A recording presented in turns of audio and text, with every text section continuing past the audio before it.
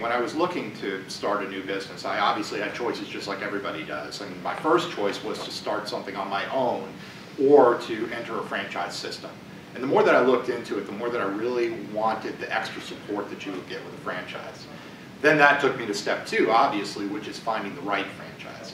And really for me, what sealed the deal was when I went up for Discovery Day. And I talked to Ray and Eileen, quite frankly.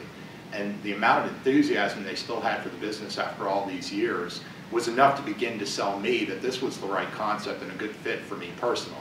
And I found it really helps me both tap into the business side of my brain and the more compassionate side of my brain, and I just really like that mix. It's absolutely been a rewarding business, really on two fronts. One is, obviously, when a child completes the program, my favorite thing to do is to meet them out in the lobby and ask them two questions. It's always the same two questions.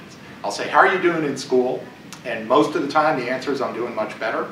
And the second question I'll ask them is, are you working any harder? And they usually stop for a second and think about that and look up and say, you know, actually I'm not. And I help them to understand that they're working so much smarter than they were before. And I know at that moment that they are going to take the skills that we've taught them and continue to be successful long after Huntington. And that continues to be rewarding.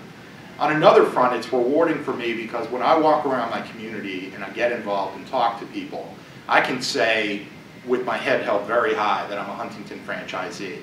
I think that what we do for our community is something special.